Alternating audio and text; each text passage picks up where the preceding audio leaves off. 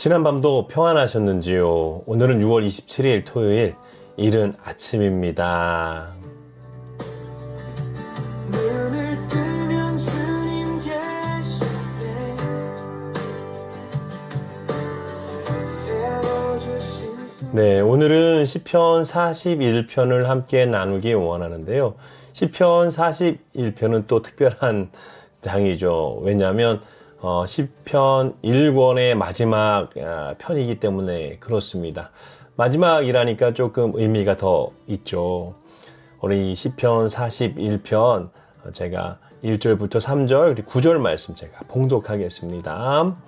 가난한 자를 보살피는 자에게 복이 있으며 재앙의 날에 여호와께서 그를 건지시리로다. 여호와께서 그를 지키사 살게 하시리니 그가 이 세상에서 복을 받을 것이라. 여호와께서 그를 병상에서 붙드시고 그가 누워있을 때마다 그의 병을 고쳐주시나이다. 내가 신뢰하여 내 떡을 나눠 먹던 나의 가까운 친구도 나를 대적하여 그의 팔꿈치를 들었나이다. 아멘. 주를 높여 내 맘이 기뻐 춤추네. 주께 드리네. 주께 드리네. 월요일 오전에 네, 시편 41편은 시편 1편처럼 복 있으며로 시작합니다. 41편 1절 가운데 가난한 자를 보살피는 자에게 복이 있으며라고 고백하고 있습니다. 시편 1권 전체가 결국 누가 복된 사람인가, 누가 복인가를 답하면서 마무리 짓는 것 같습니다. 그런데 다윗이 이 시를 지을 때 상황은 그리 좋지는 않았습니다. 아니, 어떻게 보면 굉장히 처참하고 비참하고 어려운 상황에 있었던 거죠. 병들어 누워있고 원수들은 그가 죽기를 바라고 심지어 가까운 친구도 그를 배신했으니까 말이죠. 얼마나 힘들었을까요? 얼마나 고통스러웠을까요? 그 상실감과 패배감에 상상할 수 없을 정도로 굉장히 무기력해졌을 것 같아요. 그러한 무기력 가운데 여전히 다윗은 하나님의 놀라운 은혜를 바라보게 됩니다.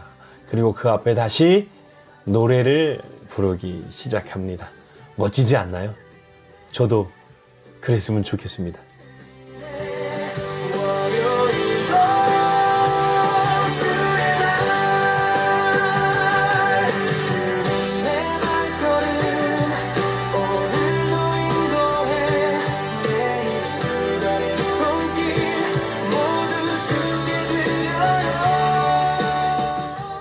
오늘 말씀 가운데 좀 집중해야 될 말씀 한 구절. 가난한 자를 보살피는 자에게 복이 있도다. 아멘. 마태복음 5장 7절이 갑자기 떠오르지 않나요? 긍휼히 여기는 자는 복이 있나니 그들이 긍휼히 여김을 받을 것이미요. 아멘. 이 말씀과 연결되어져 있는 오늘의 말씀을 통해서 가난한 자를 보살피는 모습이 어떤 모습일까 좀 살펴보았으면 좋겠습니다. 예전에는 가난한 분들을 살피는 게 되게 복잡하지 않았던 것 같아요. 직접 도와주거나 아니면 다른 기관을 통해서 도와주면 되는데 시대가 점점 복잡해지는 것, 그 속에서 가난한 분을 돕는 것, 이게 또 쉽지 않는 개념들이 나타나고 있다는 거죠. 예전에는 누구에게 이렇게 나의 가난함을, 나의 부족함을, 나의 결핍을 드러내는 것을 부끄러워했습니다. 그래서 잘 도와달라는 말을 잘 못 들었죠. 여러분들이 중고등학교 때 한 입만 이거 말고 한 입만 갑자기 한 입만 떠오르죠. 왜? 가난한 분들은 자신의 어려운 상황 말하는 걸 굉장히 좀 부끄러워하고 또한 창피했던 저의 유년 시절이 있습니다. 그래서 주변에서 그들이 어려운지 어렵지 않은지를 이렇게 좀 살펴야 됐어요. 근데 요즘 시대는 조금 시대가 좀 바뀐 것 같아요. 이 좀 어려우신 분들이 뭐 다 그런 건 아니지만 한 번쯤 생각해 보게 되는 것 같아요. 이분이 진짜 어려운가? 혹시 나보다 더 안 어려운 거 아니야? 이런 거 있잖아요. 저도 가끔씩 이제 뭐 유튜브는 안 그런 것 같고요. 제가 사실은 블로그에 글을 쓰고 있었는데 이 블로그에 글을 쓰면 이렇게 도와달라는 글이 진짜 많이 달려요. 그래서 고민이 되잖아요. 이분이 정말 내가 도와드려야 되는가? 나보다 더 나은 건 아니야? 막 그런 고민이 되죠. 가끔씩 길을 가다 보면 그런 거 있잖아요. 이렇게 다리가 불편한 것처럼 이렇게 검정 고무에 자기 다리를 감싸고 이렇게 찬송가 틀어놓고 이렇게 모금함에다 이렇게 돈을 구걸이라 그러죠. 뭐 돈을 이렇게 모금하시는 모금 이렇게 하시는 분이 계시잖아요. 그럴 때마다 좀 제가 어려웠던 기억이 있습니다. 왜 어려운지 아세요? 아니, 요즘은 이게 현금을 안 들고 다니니까 이게 지나갈 때 이게 마음이 찔려. 여러분 경험해 본 적 있으십니까? 저는 그런 경험이 좀 많은데 꼭 제가 가는 길에 꼭 그런 분들이 계세요. 그분이 계신데 근데 항상 제가 그분들 때문에 기억하고 뭐 1,000원짜리든 5,000원짜리든 갖고 다니면 좋은데 사실 요즘 현금을 안 들고 다니니까 참 이게 도와드리고 싶지만 도울 수 없는 내 상황 가운데 내가 참 약간 양심에 찔린다? 좀 마음이 불편하다. 마음이 불편해요. 그럴 때마다 상상하는 게 있는데 좀 이분들이 좀 이렇게 현금으로 도왔지만 카드 있잖아요. 카드 이렇게 띡 이렇게 누르면 뭐 1,000원씩 나가는 거 있잖아요. 이러면 제가 되게 좀 편안하게 이게 좀 도와줄 수 있을 것 같은데 또 그런 거는 또 안 하시는 것 같아요.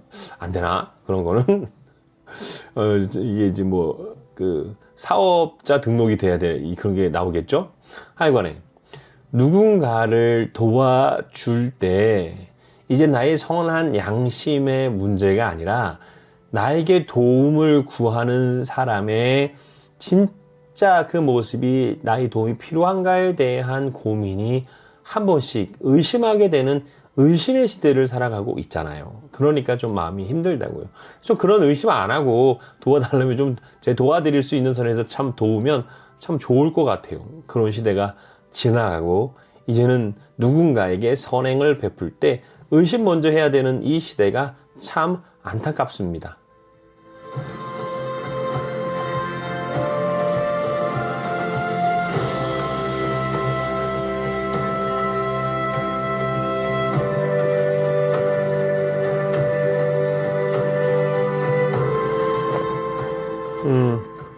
오늘 하나님께서 복된 존재에 대해서 어떻게 말씀하시는가?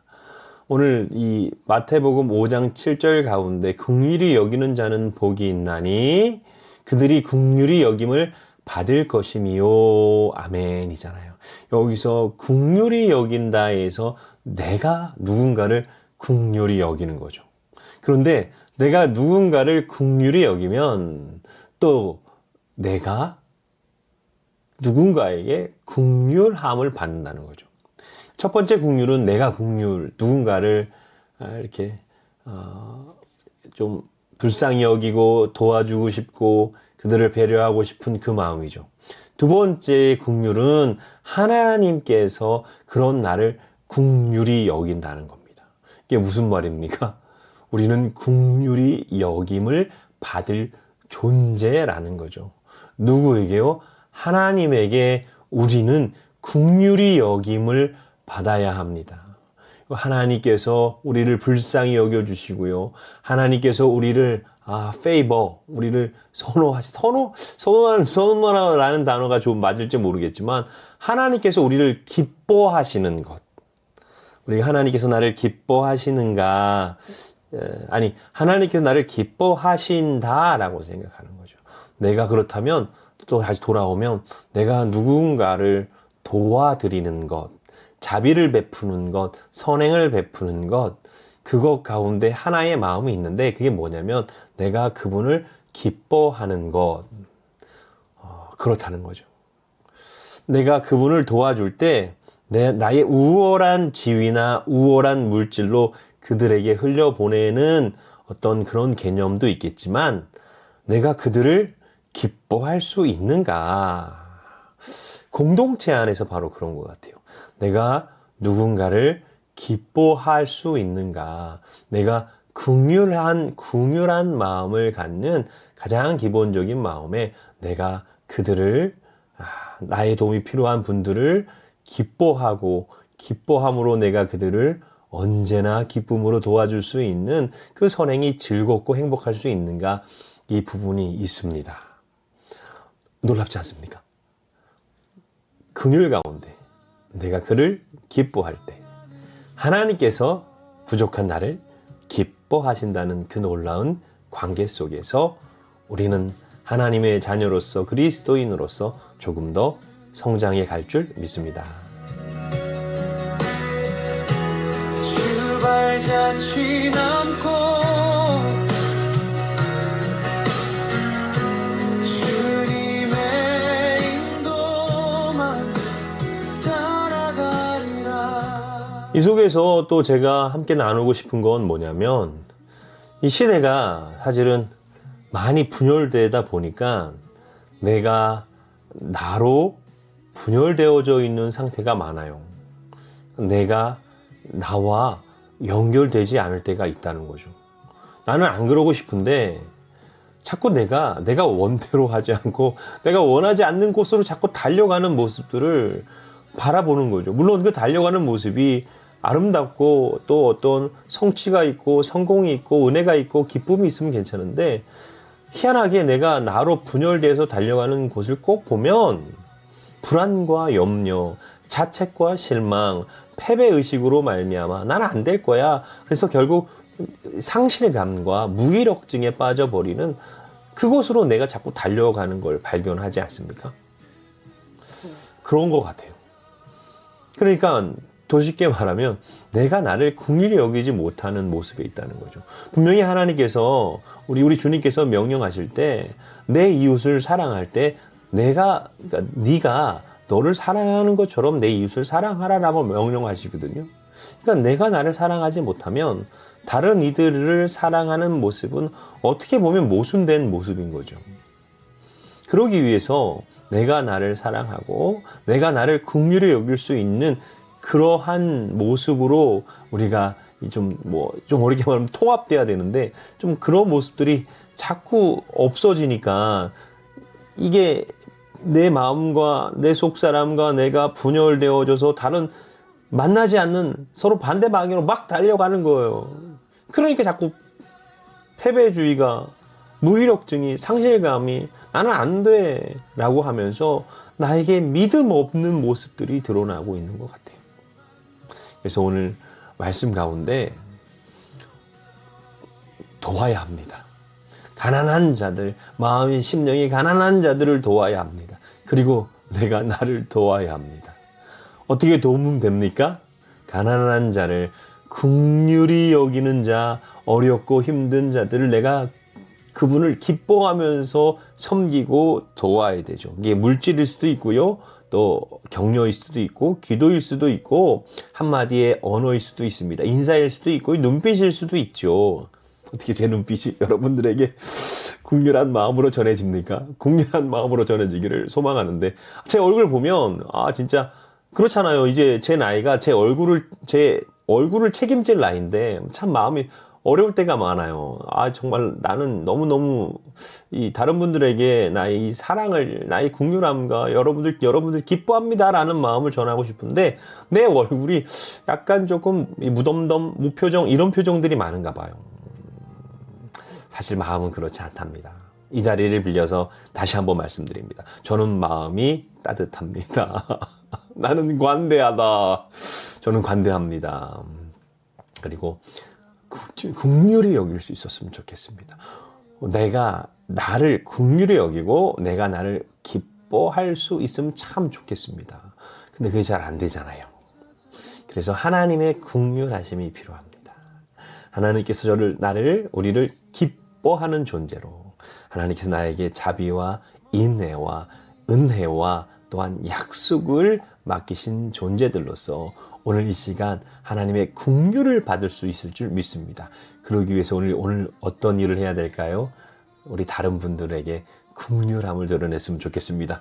나의 감정과 나의 흔들리는 상황으로 사람들을 대하지 마시고 내가 그들을 기뻐하는 존재로 한마디, 한 문장, 문자 하나, 표정 하나를 전달할 때 내가 그들을 긍휼히 여김으로 말미암아 하나님께서 우리를 긍휼히 여기심으로 나의 모든 속사람들이 다 돌아와서 오호라 나는 공고한 사람이로다.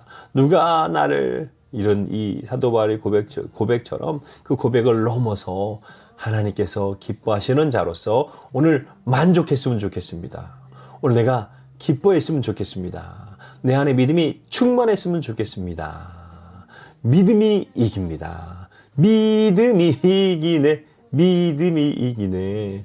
그 믿음이 오늘 우리 삶 가운데, 여러분 삶 가운데 충만하시기를 축복합니다. 높이 계신 분, 내 숨과 내 삶을 다스리시는 분. 제가 이제 좀 기도하고 마무리했으면 좋겠습니다. 사랑과 은혜가 충만하신 아버지 하나님 감사합니다. 가난한 자, 그들을 보살피는 자에게 복을 주시는 우리 주님, 나의 주변에 도움이 필요한 이들을 주님 눈을 들어보게 허락하여 주옵소서. 그분들을 향한 작은 긍휼이라도 오늘 주님께 하듯 그들에게 사랑을, 그들에게 긍휼함을, 그들을 기뻐할 수 있는 자그마한 시도, 도전을 허락하여 주옵소서. 그리고 제가 약하고 도움이 필요할 때 주의 약속과 은혜에 기대어 담대히 주님 앞에 나가 주의 노래를 부르길 소망하오니 아버지 하나님, 우리의 입술에 새 노래를 담아 주옵소서. 아버지 하나님, 내일 주일입니다.